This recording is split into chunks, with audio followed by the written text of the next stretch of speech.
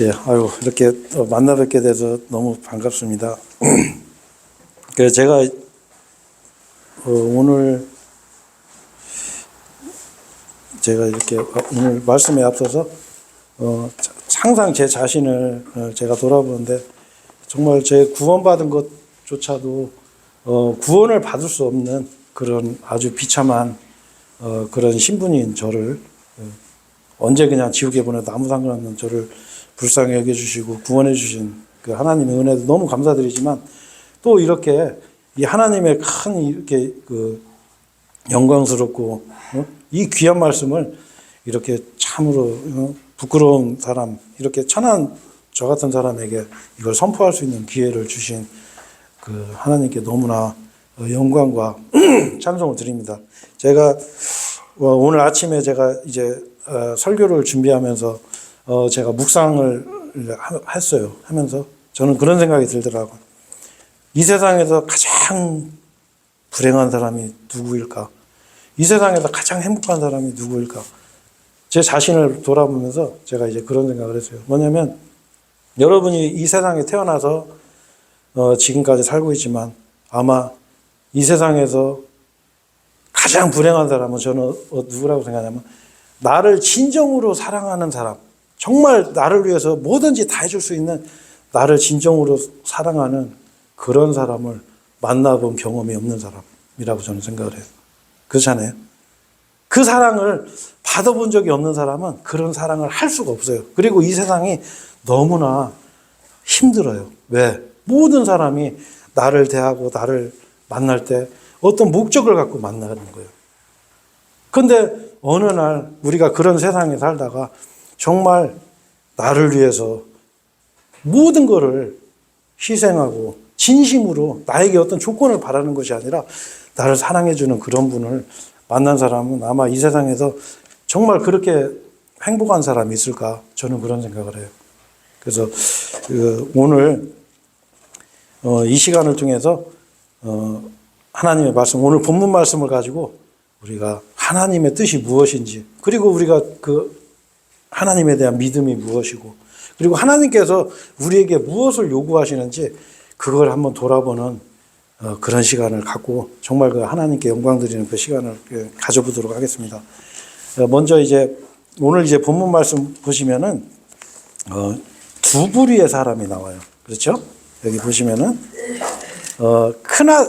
이제 첫째 아들이죠. 큰 아들이 아니에요. 여기서는 우리 마태복음 누가복음 15장에서는 그 탕자의 비유가 나오는데 거기에서는 큰 아들이 있고 작은 아들이 있는데 이 마태복음 21장에서는 첫째 아들과 둘째 아들이 나와요. 근데 우리가 생각할 때는 첫째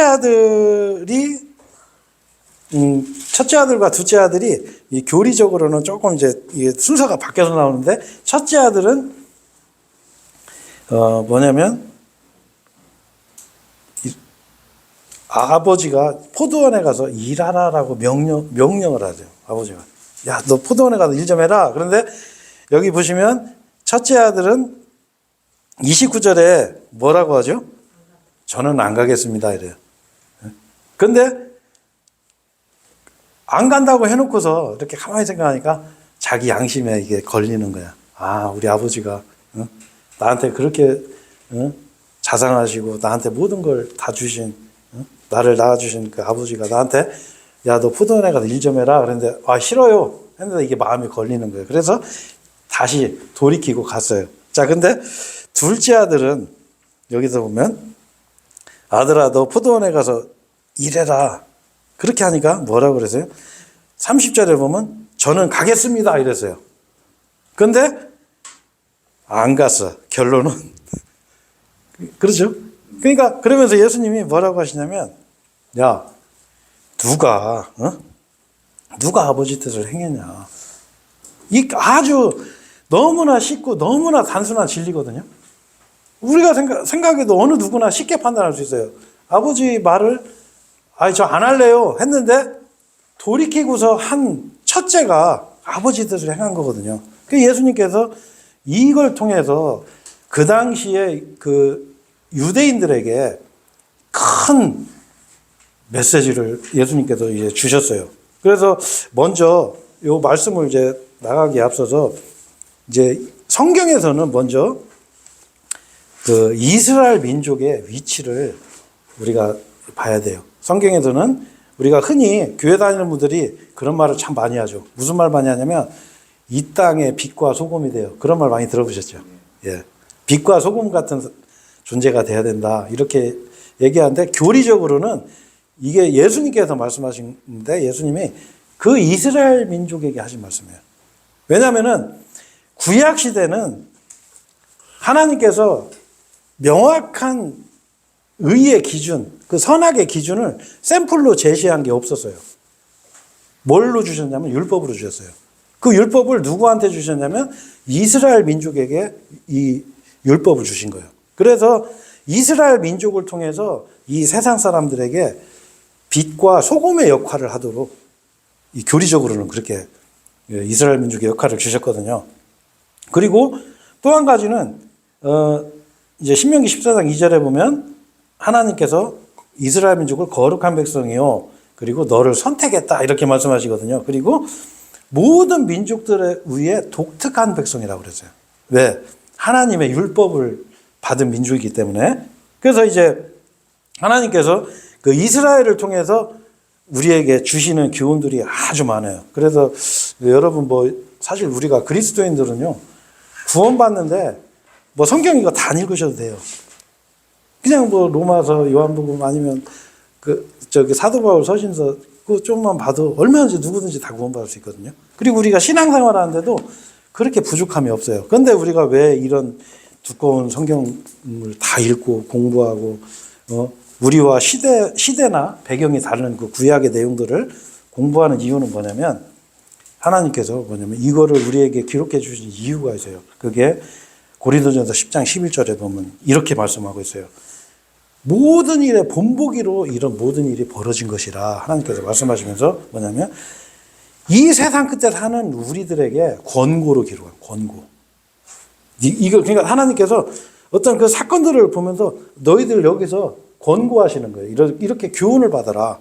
마찬가지로 오늘 말씀도 예수님께서 우리에게 굉장히 큰 메시지를 주세요. 그래서 오늘 이 시간에 여러분들이 이 예수님의 그 교훈을 물론 제 입으로 말하지만 저 앞에 저기 목회자가 이러이러한 설교를 하네 이렇게 듣지 마시고 예수님께서 지금 나한테 이렇게 교훈을 주시는구나 이런 마음으로 오늘 말씀을 잘 들으시면 아마 엄청난 보물을 가지고 가실 거라고 저는 확신을 해요. 그래서 오늘 먼저 제가 본격적으로 설교를 하기에 앞서서 이 마태복음 21장 내용을 보면 예수님께서 예루살렘에 입성을 하세요. 근데 예루살렘에 예수님께서 이 입성을 할 때 그 새끼 순하기를 타고 입성을 하세요. 그때 백성들이 호산나 예수님께 그 찬양을 드리면서 예수님을 영접을 하는데 예수님은 그때 예루살렘에 입성하시는 이유가 여러분도 아시겠지만 죽으러 가신 거예요. 죽으러. 왕으로 입성하신 게 아니라 죽으러 가셨어요. 왜? 모든 사람들의 그 죄를 예수님께서 담당하셨기 때문에 그 죄의 대가를 지불하시려고 예루살렘 입성을 하시고 그 다음에 성전에 가서 그 장사하는 사람들을 다 내쫓으세요. 예수님이.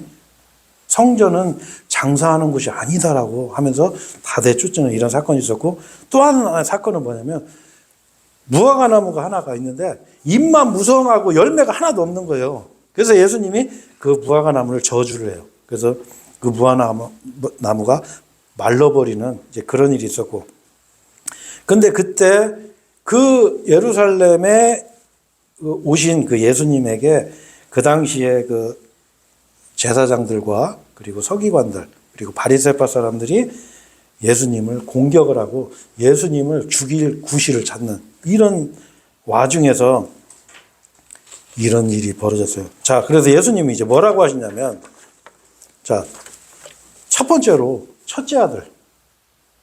근데 제가 볼 때는 이게 좀 교리적으로는 순서가 바뀌었어요. 왜냐하면 우리가 아는 첫째 아들은 사실 유대인들이거든요.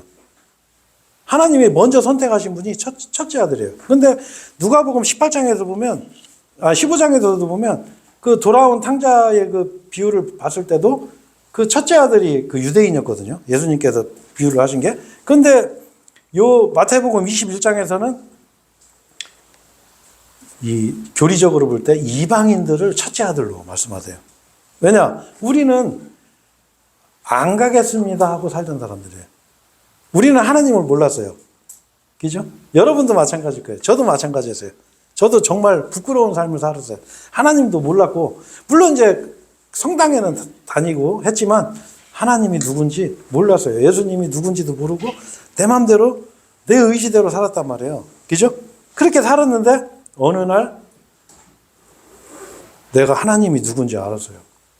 하나님이 그냥 하얀 이 옷을 딱 입고 흰 수염에 쫙 이렇게 나가지고 갓을 하나 딱 쓰고 나타나서 내가 하나님이야 나를 믿어 이런 것이 아니라 그 하나님께서 나와 같은 몸으로 이 세상에 오셔가지고 내가 치러야 될 그 심판을 대신 받으셨다는 걸 내가 알게 됐어요. 그래서 하나님은 그냥 무조건 믿어 그것이 아니라 증거를 주신 거예요. 그 아들로 오셔가지고 그래서 그걸 알고 나서 하나님 저 이제 믿겠습니다. 저 안 믿었단 말이에요. 부인하고 살았어. 근데 믿겠습니다. 이게 바로 첫째 아들이에요. 우리 교리적으로 볼 때는 우리 이방인들이에요. 근데 이게 첫째 아들이 됐고, 근데 하나님을 믿은 그 이스라엘 사람들은 말은 믿습니다 하는데 실제로는 안 믿는 거야, 마음에서. 자, 그러니까 어떻게 해요? 예수님이 오셨을 때 예수님을 죽이려고 하는 거예요, 이렇게. 그 예수님을 공격하는 거죠. 그러니까 행위는 믿는데 마음에는 모르는 거예요, 마음은. 하나님을 거부하는 거예요. 그래서 예수님께서 이제 말씀하시는데 과연 여러분 예수님 말씀대로 예수님이 뭐라고 그랬어요? 31절에 보면 세리들과 창녀들이 너희보다, 그 너희가 누구냐? 바로 그 당시 수석제사장들 그리고 바리새인들보다 하늘의 왕국이라고 안 하고 여기서는 하나님의 왕국이라고 했어요. 하나님의 왕국. 바로 우리가 흔히 사람들이 말하는 천국을 얘기하는 천국. 하나님의 나라. 이 하나님의 왕국 안으로 먼저 들어갈 것이다. 이렇게 얘기를 했고, 둘째 아들, 이 유대인들에게, 이스라엘 사람들에게 예수님께서 뭐라고 하시냐면, 너희들은 요한을 이제 이렇게 예를 들어서 설명을 하세요. 요한이 왔는데 너희들은 거부했지 않냐. 세리들과 창녀들은 요한을 받아들였어요. 근데 그 수석 제사장들, 바리새인들, 서기관들, 그리고 그 백성의 장로들은 예수님을 믿으려고 회개를 안 한 거예요. 돌이키질 않는 거예요. 왜? 우리는 너무 지금 이대로 하나님도 잘 믿고 내가 그냥 외형적으로는 아주 경건하게 잘 사는데 요한이 와가지고 회개하라 그러니까 네가 뭔데 나한테 회개하라고 그래. 기분이 안 좋은 거예요. 그 회개하라는 거는 하나님의 말씀이었거든요. 하나님께서 왜 하나님 앞에 너 자신을 돌이키고 네가 어떤 존재인지 하나님 앞에 낮아져라라고 말씀을 했는데 이거를 받아들이지 않은 거예요. 자, 그래서 그 다음 절에 보면 이제 이게 유대인들에게 하신 말씀이라는 게 나오는 게 바로 그 농부의 비유를 하세요. 그래서 이제 농부들에게 세를 주고서 거기에 이제 일꾼들을 보내는데 돌로 쳐 죽이고 때리고 그래요. 근데 나중에 하나님께서 자기 아들을 보내세요. 그 주인이 자기 아들을 내 상속자를 내가 보내요. 근데 상속자도 어떻게 해? 죽여. 그러면서 뭐냐면 저 상속자 죽이고서 우리가 이 포도원을 강탈하자 이렇게 하거든요. 이것은 우리에게 굉장히 교훈이 되는 말씀이에요. 그래서 마태복음 21장 43절에 보면 예수님께서 이런 말씀 하시죠. 너희에게서 하나님의 왕국이 취하여질 것이요 그것의 열매들을 낼 민족에게 주어지리라. 원래는 이 이스라엘 민족에게 이 모든 하나님의 그 복이 임하기로 돼 있었어요. 그런데 이 이스라엘 사람들이 어떻게 해요? 둘째 아들 같이 거절한 거예요. 말은 했는데 실제로는 예수님을 거부해버린 거죠.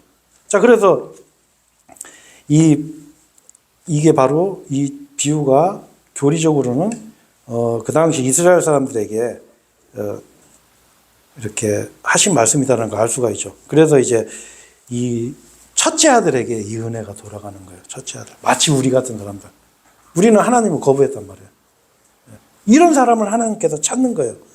그래서 이제 이사야 65장 1절에서 3절에 보면 나를 구하지 아니하던 자들에게 내가 간구를 받고 나를 구하지 않는 자들, 나를 찾지도 않는 자들이 하나님께 간구하는 거예요. 그리고 나를 찾지 아니하던 자들에게 하나님이 발견되는 거예요. 자, 여러분 아시겠지만 지금도 유대인들은 예수님을 믿지 않아요. 예수님이 하나님인지 몰라요. 그 사람들은.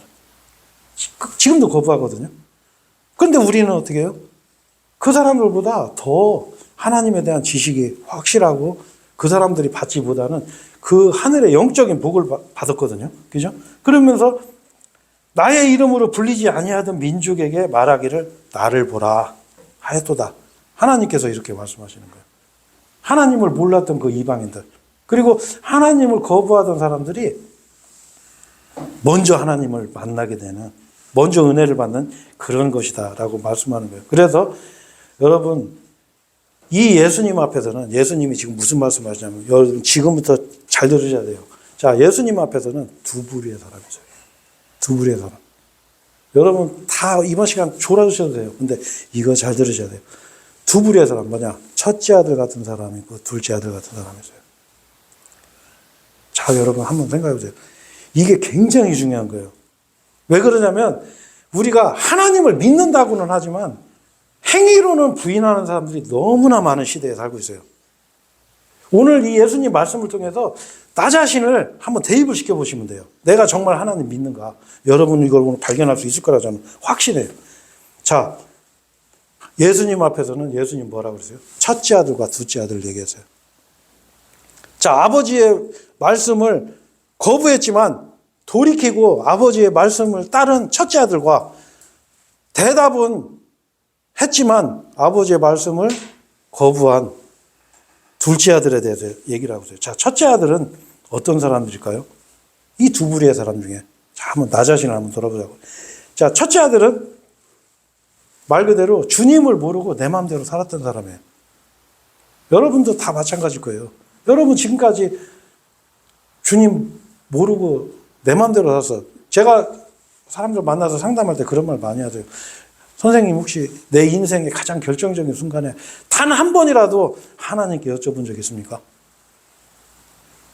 내가 어떤 그 인생을 살면서 어떤 일이 닥쳤을 때 한 번이라도 주님 내가 어떻게 하는 게 이게 하나님 뜻입니까? 물어본 적 있습니까? 아무도 없어요. 나도 그랬으니까. 나도 내 마음대로 살았단 말이에요. 심지어 하나님이 없으면 좋겠다. 왜? 내 마음대로 살고 싶으니까. 하나님 없기를 바라는 거예요. 이 인간의 마음이란 말이에요. 이 첫째, 그렇게 살았단 말이에요. 자, 그런데 우리가 오히려 그런 것들이 은혜가 되는 거예요. 왜? 그 하나님의 법을 봤을 때, 그 하나님, 예수님을 우리가 알게 됐을 때, 아, 내가 정말 악한 존재구나. 내가 지금까지 하나님 거부하고 살았구나. 내가 정말 큰 죄인이다라는 걸 알게 되는 거예요. 왜? 예수님은 여러분 멀리 볼 것도 없어요. 나 때문에 죽습니다. 나 때문에. 내 죄를 담당하신 거거든요. 그러면 내 죄가 여러분은 어떤 정도 죄예요? 사형을 당할 죄예요. 사형을 당할 죄. 그것도 하나님께서, 하나님이 창조주가 인간의 몸으로 와서 사형을 시킬 정도로 큰 죄인 거예요. 그래서 사도 바울이 내가 죄인 중에 우두머리라고 그런 거예요. 남을 볼 거 없어요. 나를 보시면 돼. 그 나 때문에 예수님 죽은 거예요. 그 죄가 그렇게 무서운 거예요. 그러니까 이 사람들은 회개하기가 쉬운 거죠. 그리고 이 사람들은 마치 세리와 창녀들처럼 조금만 얘기해도 나 하나님 거부하고 살았네. 아이고 나 이대로 살면 지옥 가네. 금방 하는 거예요. 금방. 그래서 이제 그 요한복음 9장인가 보면 이제 그런 말씀입니다. 요한복음 9장에 보면 그 한 장 전체가 뭔 얘기가 나오냐면 이 날 때부터 소경인 사람이 눈을 뜨는 사건이 나와요. 자, 그때 그 사건으로 인해서 많은 이제 일들이 막 벌어지는데 그 예수님께서 그 소경한테 나타나요. 자, 근데 그 소경이 그 전에 뭐라고 하냐면, 나는 그 사람이 죄인인지는 모르겠다. 하지만 나는 본다는 거다. 내가 전에는 못 봤는데 나 지금은 봐요. 이건 확실해. 그렇게 얘기했어요. 자, 그 솔직한 간증 앞에서 예수님이 그 소경에게 어떤 은혜를 베풀었어요? 그 소경 앞에 나타나서 네가 하나님의 아들을 믿느냐? 그랬을 때 그 소경이 내가 믿고자 하나이다. 그분이 누굽니까? 물어봤어요. 예수님. 그 예수님이 어떻게? 바로 나니라. 그래서 예수님을 믿는 그런 놀라운 사건이 일어났는데 그때 예수님께서 이제 뭐라고 하시냐면 이건 제가 잠깐 그냥 한번 제가 읽어드릴게요. 예수님께서 심판을 위하여 내가 이 세상에 속으로 왔으나 보지 못하는 자들을 보게 하려는 거죠. 자, 보지 못하는 자들, 우리 같은 이방인들, 내가 죄인인지 아는 사람들, 이 사람들은 예수님께서 소경이라고 하는 거예요. 보지 못하는 자들은 보게 하려 한다. 자, 그리고 보는 자들을 눈먼 자들이 되게 하려 합니다. 오히려 멀쩡히 보는 사람들이 소경이 되게 하려고 오셨다고 이렇게 말씀하시는 거예요. 그러면서 그때 그 옆에 있는 바리새인들이 예수님께 물어봤어요. 그럼 바리새인들은 그 말이 뭔 뜻인지 알아들었어요. 아니 우리는 하나님 잘 믿는데, 나는 잘 믿고 있는데 예수님이 우리한테 소경이라 그러네. 그러니까 이 사람들이 기분이 상한 거예요. 근데 우리도 동일하게 돌아봐야 될 말씀이에요. 무슨 얘기냐면, 아니 그럼 우리가 눈 멀었습니까? 예수님께 반문을 했어요. 그러니까 예수님이 뭐라고 하냐면, 만일 너희가 눈이 멀었으면 죄가 없을 것이다 이랬어요. 예수님. 이거 아주 그냥 연결하기 어려운 말씀 하시는 거예요. 눈이 멀었는데 그걸 죄하고 연결하는 거예요. 니들이 차라리 눈이 멀었으면은 죄가 없을 텐데 본다 하니까 너희의 죄가 그냥 있느니라. 이렇게 말씀하시는 거예요. 자, 여기서 우리가 굉장히 큰 걸 하나 발견할 수가 있어요. 뭐냐면, 자, 오늘 제가 계속 이거에 관한 말씀을 여러분께 드릴 건데, 우리가 예수님 앞에 갔을 때는 첫 번째로 내가 낮아져야 돼요. 내가 죄인임을 인정해야 돼요. 예수님 앞에 가서 나는 이런 사람입니다. 나는 내 나름대로 어려서부터 신앙생활을 했습니다. 그래도 나는 저 세상 사람들처럼 저렇게 악하게는 안 살았습니다. 그것이 아니라 예수님 앞에 가서 고백을 해야 돼요. 고백을. 나는 죄인입니다. 그래서 이 누가복음 15장에 보면 우리 복음 선포할 때 가장 많이 하는 말씀이죠. 예수님께서 뭐라고 하냐면 온전한 자에게는 의사가 필요하지 않도다. 그러나 병든 자에게는 필요하니라. 그렇죠. 뭐 튼튼한 사람은 병원 갈 일 없잖아요. 저도 저 병원 가본 걸 어려서 그 발에 못 찔려가지고 한번 가본 거에는 병원에 가본 적이 없어. 별로 갈 일이 아프질 않으니까 뭐 감기 걸려도 그냥 뭐 약도 잘 안 먹고 그냥 집에서 좀 쉬면 그냥 금방 낫고 막 이래요. 그래서 아직까지는 병원에 안 가봤는데 환자들은 의사가 필요하잖아요. 마찬가지로 예수님께서 이렇게 말씀하신 거예요. 나는 의로운 자들을 부르러 온 것이 아니요 다만 죄인들을 불러 회개케 하려고 왔노라 이러셨어요. 예수님이 만날 사람들은 죄인인 거예요. 죄인. 이 첫째 아들 같은 사람. 하나님을 거부하고 아버지 말을 그 명령에 안 따르고 거부했던 사람들. 이런 사람들이 오히려 예수님을 만날 자격이 있는 거예요. 자, 그리고 그럼 둘째 아들은 뭐냐? 둘째 아들은 외형적으로는 믿는 사람들이에요. 그리고 항상 무슨 얘기냐? 교회 이렇게 가면 교회에 익숙해. 찬송도 막 많이 알아. 찬송 부르고 같이 막 근데 기도할 때도 같이 막 기도하고 막 모르겠어요. 우리는 그게 제가 나쁘다는 얘기는 아닌데 우리는 쑥스러워가지고 찬양할 때 막 이렇게 안 하는데 보면 막 이렇게 하면서 찬양하고 그런 분들하고 막상 얘기해 보면 또 하나님이 누군지는 몰라 또 그런 분들 저 많이 만나봤거든요. 익숙한 사람들 항상 대답은 예 하는 사람들 특히 모태신앙인 분들이 이런 분들이 많아요. 어려서부터 하나님 앞에 이 첫째 아들처럼 돌이켜 본 적이 없는 거야. 그냥 어려서 부모 따라서 교회 다니고 계속 이렇게 신앙생활 해와서 나는 만세전에 택함이 입었나 보다. 이렇게 생각하는 거예요. 그리고 나는 뭐 볼 것도 없어. 나는 어려서부터 그냥 다 믿었어. 이렇게. 이거 위험한 거예요, 이게. 왜? 하나님 앞에 자기 자신을 돌아봐야 돼. 내가 어떤 존재인지 봐야 되는데 보기가 힘들어, 이런 분. 그리고 이런 사람들 또 어떻게? 종교인들. 그래서 제가 좀 전에 얘기한 사람들이 어떻게? 이 사람들 특징이 뭐냐면 익숙해진 사람들. 익숙해진 거. 무슨 얘기냐? 나는 회개해 본 적도 없는데, 교회 좀 몇 번 나가다 보니까 익숙해졌어. 내가 교회 가서 찬송해 보니까 찬송도 무지 잘하네. 내가 몰랐는데 내 그 숨겨졌던 재능까지 막 발견을 하는 거예요. 어떤 사람은 말도 잘하고. 그러니까 어떻게 성경학교 교사도 하고 찬송가 막 진의도 하고 막 이렇게 되는 거예요. 이게 이런 사람이 둘째 아들일 수가 있어요. 근데 교리적으로는 뭐냐? 아까도 말씀드렸지만 이 사람들이 이스라엘 사람들이야.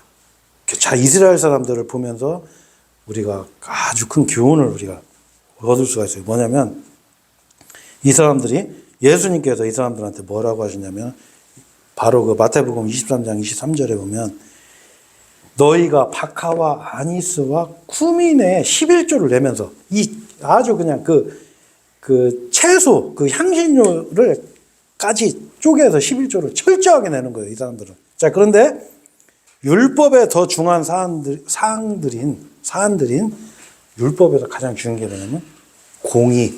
공의라는 거는 바르게 행하고 바르게 판단하는 거예요. 그 다음에 자비. 자, 자비.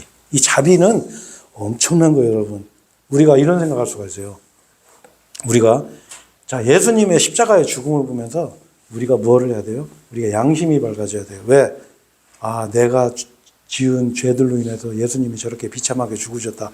근데 여러분, 우리 그 구약에 보면 그 다윗왕, 어제도 제가 그 유튜브에 보니까 뭐 다윗 영화가 있더라고. 그래서 제가 그거 좀 보다가 성경 읽는 게 낫겠다. 제가 안 봤어요. 근데 그 다윗이 여러분 무슨 죄를 짓죠?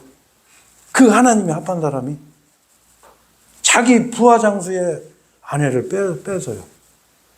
세상에 하나님께서 그 다윗에게 이렇게 여인들을 허락을 해줬는데 세상에 어떻게 남이 자기 부하 장수의 아내를 뺏는 그런 엄청난 간음죄를 졌어요.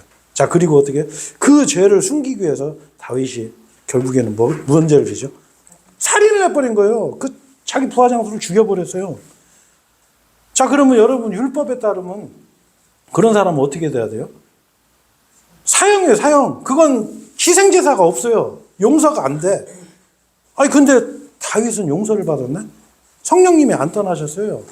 그 다윗이 참회할 때 받아들여졌어요. 왜? 야고보서에 그 말씀이 나와요. 뭐냐면 자비는 심판을 이기느니라 이었어요. 자비는 심판을 이기느니라. 그 자비가 이렇게 위대한 거. 하나님께서는 그 율법을 통해서 자비를 원하신 거예요. 자비를. 내 이웃을 내 몸같이 사랑하라. 구제하라. 어려운 사람을 돌봐라. 하나님, 그런 분이 하나님이세요. 이 자비. 그 다음에 믿음. 이게 빠진 거예요. 공의와 자비와 믿음을 빠졌어요. 자, 그러면 여러분, 사람들이 뭘 안 믿는 줄 아세요? 어떤 것, 믿음이 없다 그러잖아요. 우리가 흔히 교회 다니는 사람 보고 뭐라 그래요? 나 믿어요? 이렇게 얘기하잖아요. 기존. 나 믿어요. 나 믿음 있어요. 그럼 도대체 뭘 믿어요? 자, 여러분, 우리가 명확하게 하셔야 되는 건 하나님께서는 예수님이 하나님에 대해서 말할 때 아니면 구약에서 사람들이 맹세를 할 때 이럴 때 뭐라 하냐면 살아계신 하나님의 사심을 두고 맹세를 했거든요. 하나님은 살아계신 분이에요. 예수님은 뭐라고 그러냐면 아브라함과 이게 어디 나오더라? 마태복음 찾지 마세요. 마태복음 22장 잠깐만요. 제가 그냥 찾아서 읽어드릴게요. 제가 대충 암기는 하는데 그래도 정확하게 읽어드리는 게 나을 것 같아서 마태복음 22장 여기 나오는 거야. 32절에 보면 굉장히 의미심장한 말 하세요. 뭐냐? 나는 아브라함의 하나님이에요. 이게 유대인들한테 하시는 말씀이에요. 왜 유대인한테 예수님이 이 말씀 하시냐면 나는 아브라함의 하나님이요 이삭의 하나님이요 야곱의 하나님이라 하신 것이라. 하나님께서는 죽은 자들의 하나님이 아니요 오직 산 자들의 하나님이라. 이게 예수님이 말씀하신 거예요. 왜 이 말씀하셨어요? 예수님이 하나님을 이 한마디로 정확하게 설명하신 거예요. 여러분, 우리가 이 믿음을 가지고 있어야 돼요. 자, 하나님은 여러분, 아까도 말씀드렸지만, 백발이 성성한 노인의 모습으로 하얀 이 돋보 입고 착 나타난 그런 노인이 아니세요. 하나님은 안 늙는 분이에요. 죽지도 않는 분이고. 자, 하나님은 그리고 어떤 철학자의 말처럼 신은 죽었다. 죽으신 분이 아니에요. 하나님은 살아게 돼요. 그 말씀하시는 거예요. 왜? 아브라함, 이삭, 야곱은 다른 시대 사람들이에요. 죽고서 또 태어나고, 이 사람 죽고 태어나고, 이렇게 살았어요. 자, 근데 어떻게 해요? 하나님 앞에서는 이게 다 살아있는 거예요, 지금. 무슨 얘기냐? 역으로 얘기하면 하나님은 지금도 살아 계세요. 아브라함의 하나님이 나의 하나님이에요. 여러분의 하나님이에요. 네. 그 아브라함에게 역사하신 하나님, 지금도 우리에게 역사하고 계세요. 우리가 이걸 믿어야 돼요. 자, 이걸 안 믿으면 어떻게 되죠? 늙으신 하나님 믿는 거예요, 이제. 이빨 다 빠지고, 힘 수염나고, 허연 백발, 성성한 할아버지, 응? 할아버지 하나님. 아이고, 힘 다 빠져서 이제 그냥 귀찮아서 관여도 안 하고, 아이고, 니들 내가 용서해줄 테니까 대충 살아. 이렇게 생각하는 거예요. 아니면 하나님이 죽었다고 생각하는 거예요. 자, 그러니까 어떻게 해요? 하나님이 두렵질 않아요. 내 마음대로 사는 거예요. 자, 근데 여러분, 우리가 민감하게, 제가 이제 둘째 아들 설명하다 자꾸 엉뚱한데로 빠지는데 조금 이해 좀 해주세요. 자, 우리가 민감하게 생각해야 되는 거예요. 지금 여러분 앞에 있는 이 성경 있죠? 이거, 여러분, 이걸 무섭게 생각해야 돼요. 자, 디모데후서 3장 16절에 뭐라고 되어 있어요? 모든 성경 기록은 하나님의 영감으로 주어지는 것으로 되어 있어요. 현재형. 하나님의 영감은 지금도 우리에게 주어지고 있어요. 지금 이 순간에도 하나님께서 이 말씀을 통해서 주어지고 있고, 하나님께서 이 말씀을 정연하고 계시는 거예요. 그래서 우리가, 물론 제가 이제 목회자들 이렇게 만나서 교제하다 보면 제가 진짜 깜짝 놀랄 때가 있어요. 뭐냐? 목회자들이 그런 말이에요. 이 성경, 저 성경, 이 성경, 저 성경. 나는 권위를 영어 성경에 둡니다. 아니면 나는 굳이 여기에 권위를 안 둡니다. 심지어 어떤 독립신의 교회 목사님이 나 직접 들었거든요. 내가 진짜 귀를 의심했어요. 성경이 중요한 게 아닙니다. 잘 가르치면 됩니다. 아니에요, 여러분. 하나님은 살아계신 분이에요. 하나님은 살아있기 때문에 지금 이 순간에도 이 말씀에 역사하고 계신 거예요. 지금 이 순간에도 우리의 마음을 보시는 거예요. 우리가 나가서 하는 행동 다 보세요. 그래서 우리가 하나님을 두려워야 돼요. 그러면 어떻게 해요? 우리가 이 큰아들 같이 되는 거예요. 큰아들처럼 하나님 두려워하면 어떻게 해요? 돌이키게 되는 거예요. 그렇죠? 자, 그래서 제가 이제 이게 작은 아들 설명하다 제가 잠깐 이제 삼초보로 빠졌는데, 자, 이 작은 아들의 특징은 뭐예요? 경건의 모양은 있으나 경건의 능력을 부인하는 사람들이에요. 경건의 모양은 있어. 어떤 예배 의식도 있고, 그리고 일요일날 양복 입고 다 교회 가서 경건하게, 아니면 사람들이 저 사람 교회 다니는 사람인가 보다 이렇게 할 정도로 그런 모양은 있는데, 이 사람들이 무서워하는 것은 하나님이 아니고 아버지가 아니고 사람들을 무서워하는 거예요. 사람들의 눈. 그렇죠? 그런 사람들은 디모데후서 3장 7절에 보면 그들은 항상 배우긴 배워요. 진리의 지식에는 결코 이룰 수 없느니라. 마치 그 당시 예수님 당시에 이스라엘 사람들처럼 하나님께서 주신 율법과 예배의 형식과 다 알고 있었어요. 그런데 어떻게 해요? 이 사람들은 경건의 능력이 없었던 거예요. 하나님을 믿는 믿음이 없었던 거예요. 살아계신 하나님을 안 믿었던 거예요. 여러분, 살아계신 하나님 믿어야 돼요. 우리에게 정말 은혜로운 말씀 한 가지가 있어요. 여러분, 이건 저랑 한번 같이 찾아봐요. 저 히브리서 13장 한번 펴보세요. 저는 이 말씀 볼 때마다 얼마나 감사가 되는지 모르겠어요. 히브리서 13장 8절. 한번 찾아보세요. 히브리서 13장 8절. 자, 찾으셨으면 그거 찾았죠? 자, 찾으셨으면 같이 한번 읽어보자고요. 자, 예수 그리스도는 어제나 오늘이나 영원토록 동일하시느니라. 자, 여러분 여기 한번 보세요. 자, 이 말씀이 얼마나 이게 은혜로운 말씀이에요. 이게 바로 아브라함의 하나님, 이삭의 하나님, 야곱의 하나님, 바로 나의 하나님, 이 말씀이에요. 자, 예수님은 어제나 오늘이나 영원토록 동일하신 거예요. 예수님의 십자가는 지금까지 한 번도 변한 적이 없어요. 예수님께서 2000년 전에 그 갈보리 십자가에서 흘린 피는 그 언약은 변한 적이 없어요. 동일하세요. 그게 우리한테는 엄청난 은혜예요. 왜? 예수님은 살아계시기 때문에. 예수님은 죽은 분이 아니에요. 부활하신 분이에요. 예수님은 그 고통받고 우리를 대신해서 십자가에서 그 피 흘리고 죽으셨어요. 예수님의 얼굴은 사람의 아들 어느 누구보다 더 알아볼 수가 없다고 그랬어요. 왜? 너무 많이 맞으셔가지고. 시편 129편에 보면 예수님의 등은 팥고랑같이 패였다고 그랬어요. 왜? 채찍에 많이 맞으셔가지고. 그 예수님은 그 고통을 우리가 받아야 될 그 형벌을 대신 받으신 분이에요. 그분이 어떻게 자기 피로 그 언약을 세우신 거예요. 그 피로. 예수님께서 십자가에 흘리신 그 피로 우리를 용서하셨어요. 우리 죄들을 용서하셨어요. 그 증거로 예수님은 장사 지내셨다가 사흘 만에 부활하신 거예요. 그 부활하셔가지고 예수님께서 증거를 주신 거예요. 그 예수님은 동일하신 거예요. 변하지 않는 거예요. 전에 틀리고 지금 틀리고 나중 틀리고 아니에요. 예수님은 언약은 바뀐 적이 없어요. 우리는 그 예수님 믿으면 그냥 구원 받는 거예요.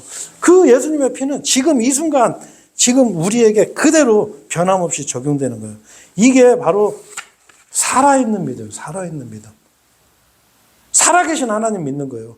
그 살아계신 예수님을 믿는 거예요. 그 부활하신 예수님, 다시 오실 그 예수님, 지금도 살아계셔서 우리와 함께 계신 예수님을 믿는 거예요. 자, 그런 사람들의 어떻게 살아야 되겠죠? 그런 사람들은? 여러분, 죽은 하나님과 사는 게 아니에요, 우리는 살아있는 하나님하고 사는 거예요. 우리가 뭐 교리 공부 제대로 하고, 세대주의를 공부해서 말씀을 정확히 나누어가지고 정확한 교리로 공부한다고 해서 우리가 작은 아들이 되는 게 아니에요.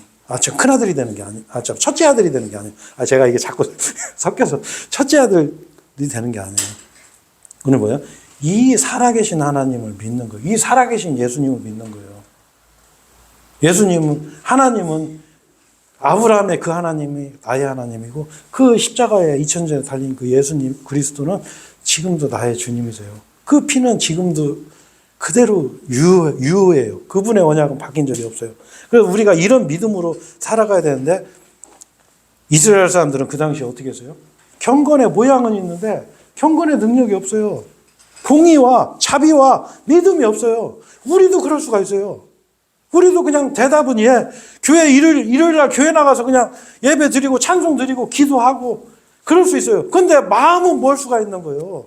입으로는 나를 존경하는데 입술로는 나를 찬양하는데 마음은 내게서 멀도다.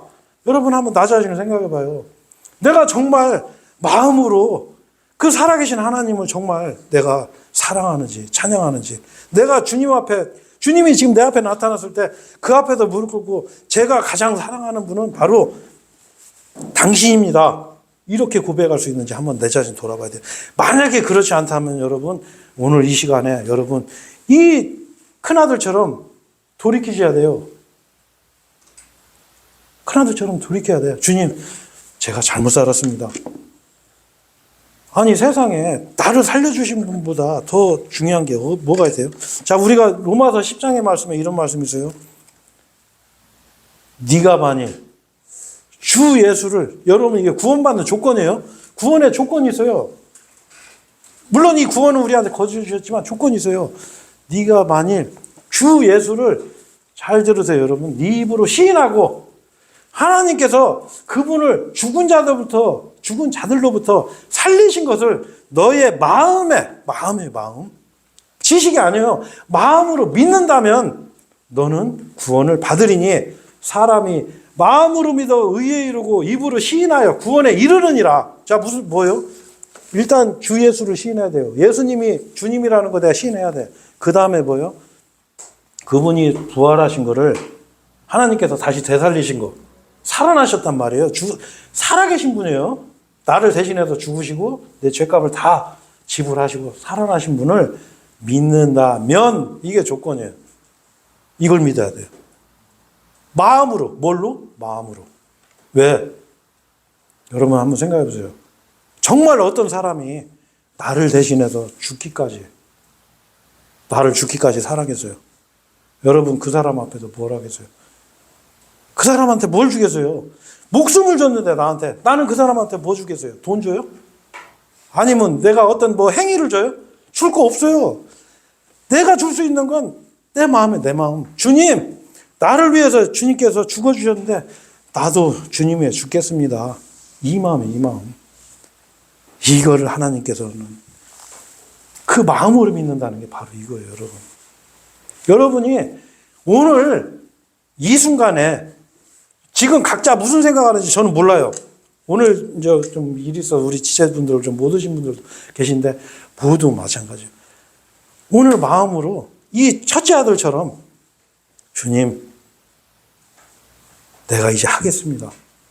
주님이 나를 이렇게 구원해 주셨는데 나를 죽기까지 사랑하셨는데 나도 주님 위에 진짜 내가 할 수 없을지 자신 없지만 내가 목숨까지 나도 내놓겠습니다.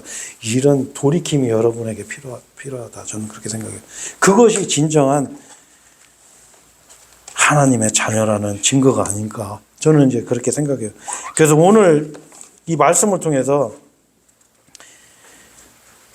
이제 결론을 제가 내려야 되겠네요. 너무 이제 시간 오래 할 수도 없고.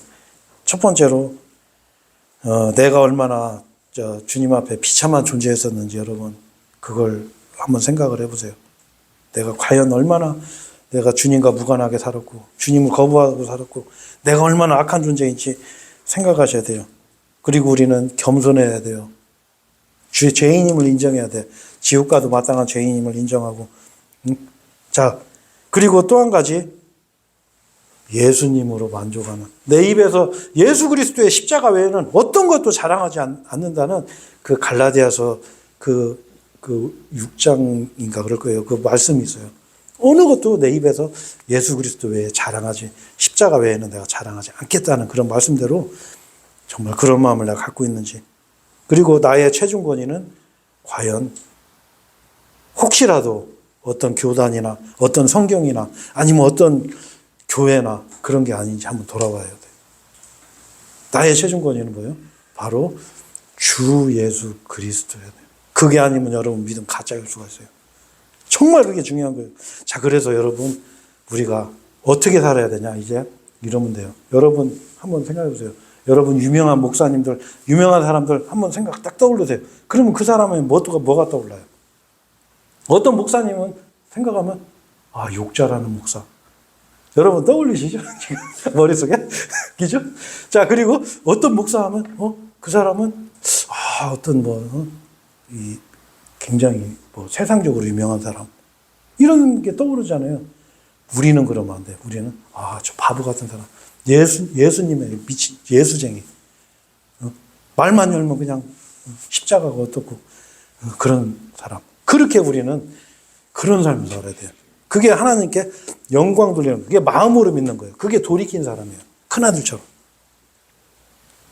그래서 이제 오늘 제가 사실 제가 준비한 거와는 전혀 다른 내용으로 또 어떻게 이제 설교를 하게 되네요. 근데 오늘 우리가 이제 그 믿음에 대해서, 그 살아있는 믿음이 무엇인가, 그리고 그 첫째 아들처럼 주님 앞에 돌이키는 그런 우리 모두가 됐으면 좋겠습니다.